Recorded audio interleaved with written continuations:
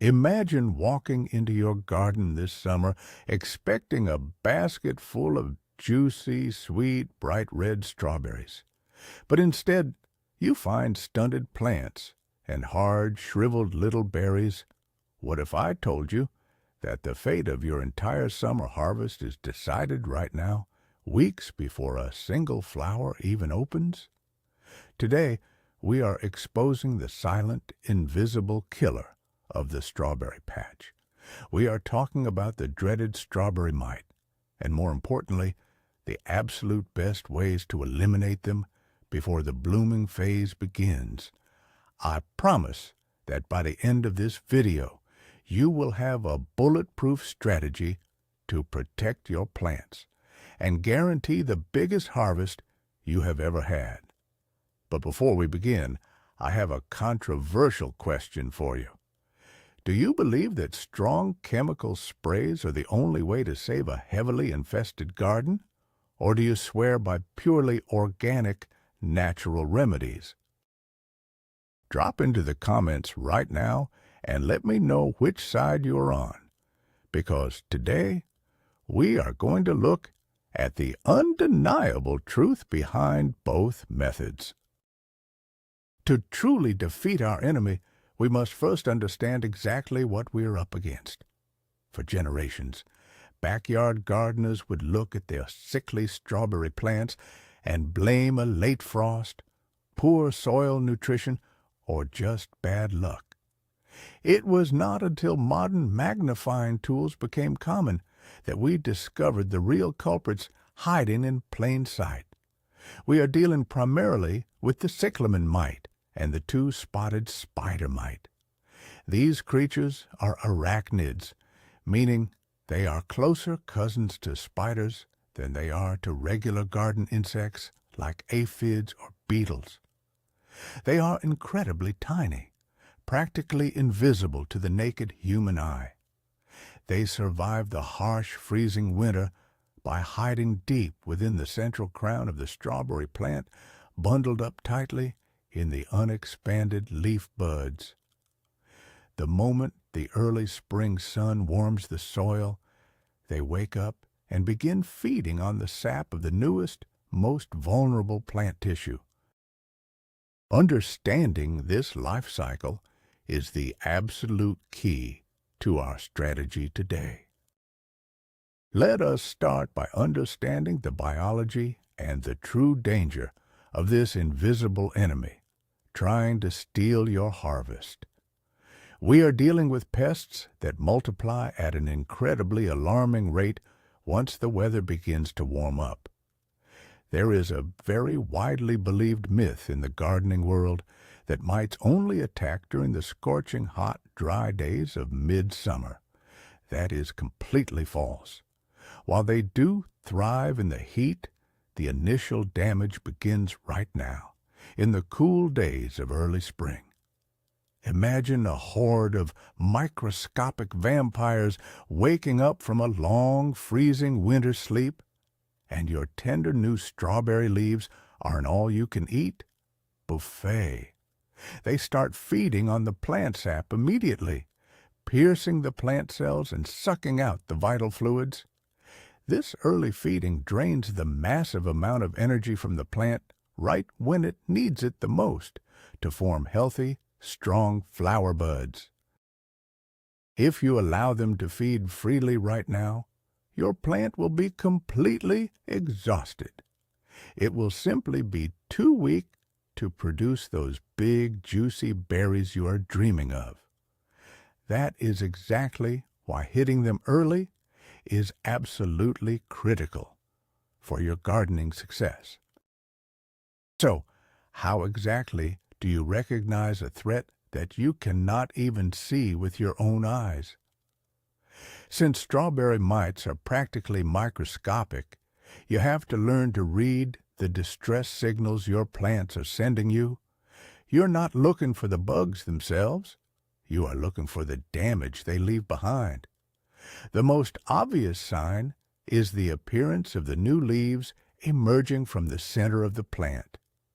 Instead of being smooth, bright green, and flat, the infested leaves will look incredibly wrinkled, stunted, and severely deformed.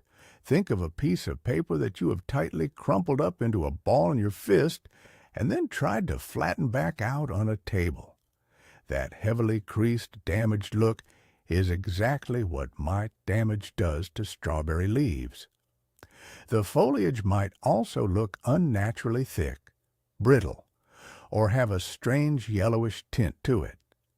If you see these signs on the new growth in the early spring, you must act immediately. Do not wait for the leaves to fix themselves because the plant is silently screaming for your help. Now we must discuss the critical window of opportunity and why the phrase "before blooming" is the most important part of this entire video. Timing is everything when dealing with these pests. You absolutely must perform your treatments before the delicate white flowers open up. Why is this so crucial? Once the flowers open, they become a magnet for bees, butterflies, and other essential pollinators. If you spray treatments during the bloom, even organic ones, you risk poisoning or repelling the very insects you need to pollinate the fruit. Without pollinators, you will have 0 strawberries, no matter how healthy the plant leaves look. Applying your treatments in the tight window between the plant waking up and the first flower opening is the golden rule. Imagine that a massive storm is coming toward your neighborhood. You need to board up the windows and lock the doors of your house before the storm actually hits, not while the hurricane is already blowing your roof off. Treating before the bloom is exactly like locking your doors before the mites can destroy the harvest. Before you even think about mixing up any sprays or treatments, you have to perform a vital physical cleanup of your strawberry bed. This is a step that 90% of beginners completely skip. After the long winter, your strawberry plants are likely surrounded by dead, brown, and decaying leaves from the previous year. You need to take a pair of sharp scissors and carefully cut away all of this dead foliage, removing it entirely from the garden. There is a common myth that leaving these dead leaves around the base of the plant acts as a good natural mulch to protect the roots. While mulch is good, these specific dead strawberry leaves are actually cozy winter hotels for mite eggs and fungal diseases. By removing them, you are destroying their habitat. Think of this process like giving your garden a very close haircut to expose the hidden scalp. By clearing away the debris, you open up the crown of the plant to the fresh air and sunlight, making sure that when you do apply your treatments, the liquid actually reaches the hiding spots where the mites are waiting. Another massive factor that determines your success or failure is the outdoor temperature. You cannot simply pick a random day on the calendar to start your pre-bloom treatment. The weather has to be just right. Most anti-mite treatments, especially the biological and organic ones, are completely useless if the weather is too cold. The mites themselves are not very active when it is freezing, and the active ingredients in your sprays need warmth to be effective. You generally want to wait until the daytime temperatures are consistently reaching around 60 degrees Fahrenheit. If you spray when it is 40 degrees outside, you are mostly just wasting your time and your money. Imagine trying to dissolve a large spoonful of sugar in a glass of freezing cold ice water. It just sits at the bottom and does nothing. But if you put that same sugar into warm tea, it dissolves and activates instantly. The exact same principle applies to your garden treatments.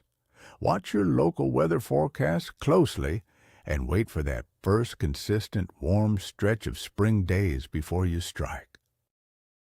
Let us talk about the heavy artillery, chemical acaricides. If your strawberry patch was completely devastated by mites last year, you might need to use a specific commercial chemical to reset the balance before the plants bloom. But here is the most critical mistake you can make. You cannot use a standard bug spray or a general insecticide. Remember when we talked about the biology of the mite? They are arachnids, not true insects. Spraying a regular insecticide on a mite problem is completely ineffective. In fact, it often makes the problem much worse by killing off the beneficial bugs that naturally eat the mites. You must purchase a product specifically labeled as a miticide or an acaricide. Trying to cure a mite infestation with a general bug spray is like taking strong cough syrup to heal a broken leg. It is simply the wrong medicine for the injury. Always read the label carefully, make sure it is safe for fruit-bearing plants, and strictly follow the mixing instructions. And remember, we only use these powerful tools in the early pre-bloom stage. If you want to avoid synthetic chemicals entirely, you have an absolutely fascinating biological option. You can actually fight bugs with other bugs. This method involves purchasing and releasing predatory mites into your strawberry patch. Yes, you heard that right.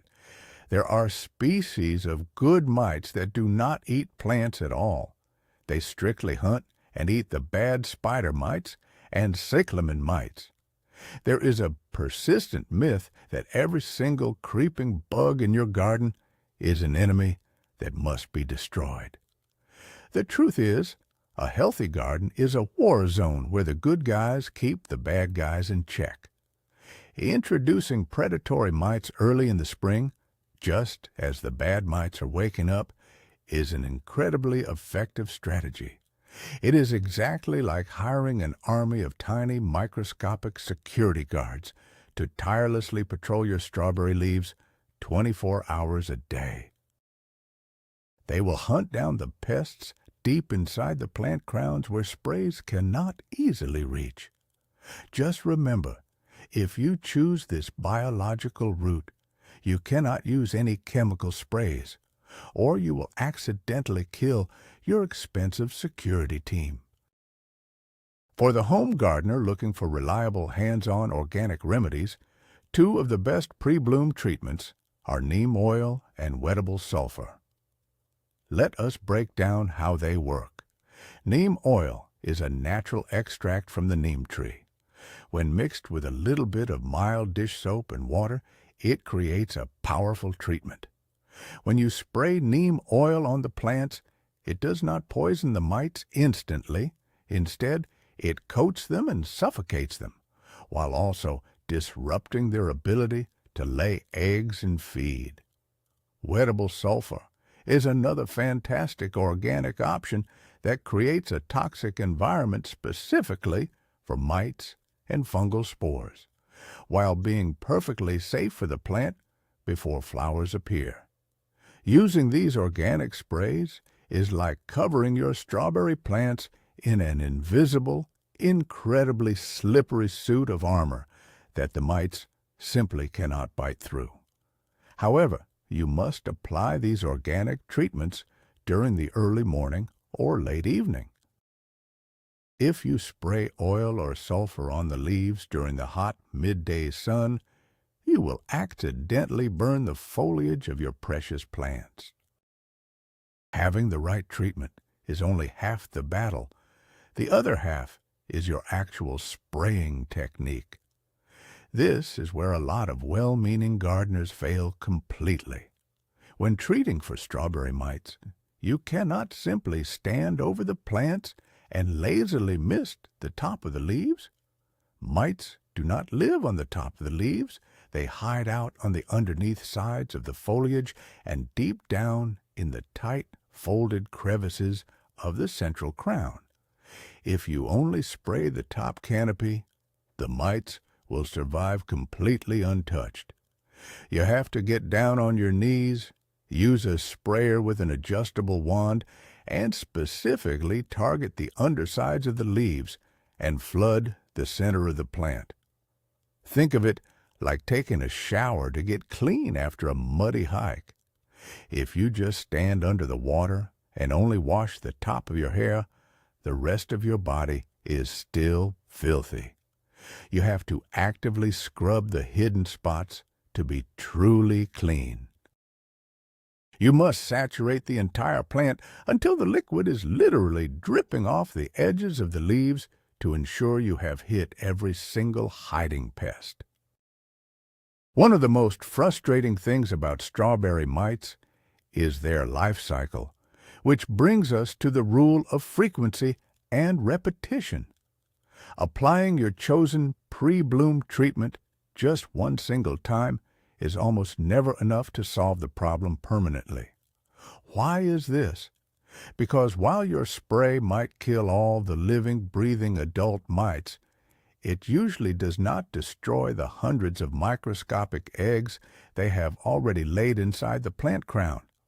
About 5 to 7 days after your first spray, those hidden eggs are going to hatch into a brand new generation of hungry baby mites.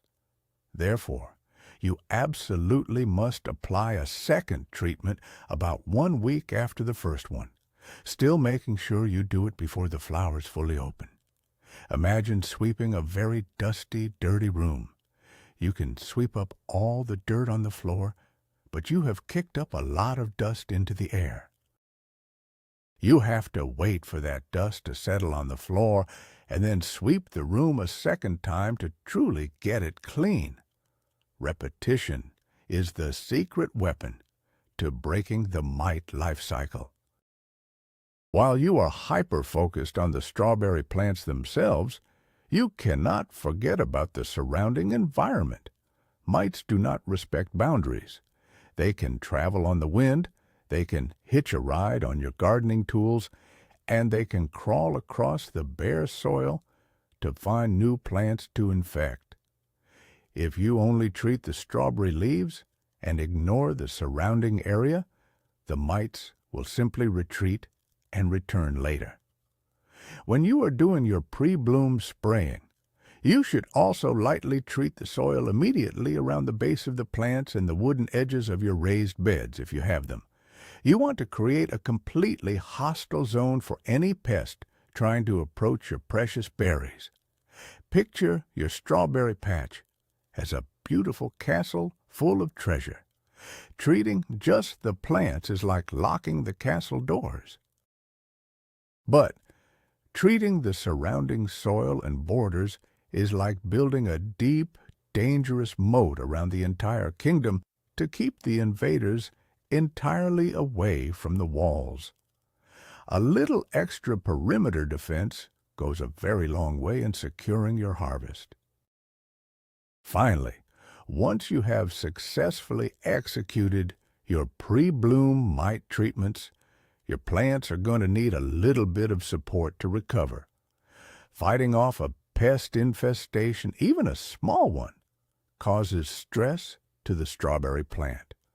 Right after you finish your anti-mite protocol, but still before the heavy blooming starts, it is the perfect time to give your plants a boost of nutrition. You want to apply a balanced, organic liquid fertilizer that is slightly higher in potassium and phosphorus. These elements are the building blocks for strong roots and massive, healthy flowers. Avoid fertilizers that are strictly loaded with heavy nitrogen, because too much nitrogen will only produce giant green leaves with absolutely no fruit.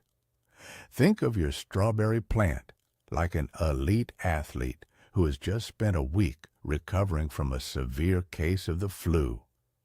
You would not just send them straight into a marathon on an empty stomach. You would give them a hearty, nutrient-dense meal and plenty of vitamins to rebuild their strength. Feeding your plants post-treatment guarantees they have the energy to explode with blossoms. The ultimate realization here is that you hold the power to dictate the success of your garden before the season even truly begins. Timing your treatments right in that sweet spot after the winter freeze, but strictly before the first white petals open, is the absolute game changer for growing massive strawberries. Let us quickly recap your path to victory. Clean out the dead winter leaves to expose the crown. Wait for the daytime temperatures to reach 60 degrees. Choose the correct specific weapon, whether that is a specialized acaricide, predatory bugs, or organic neem oil. Spray relentlessly under the leaves and always repeat the process a week later to destroy the hatching eggs. By following this exact protocol, you will experience a dramatic turn of events, transforming a struggling, stunted garden into a thriving jungle of sweet berries. Thank you so much for watching and spending your time in the garden with me today. If you learned something new, please hit that subscribe button and leave a like to help the channel grow. Now, I want to hear from you. What is your absolute biggest struggle when it comes to growing strawberries at home? Let us discuss it down in the comments.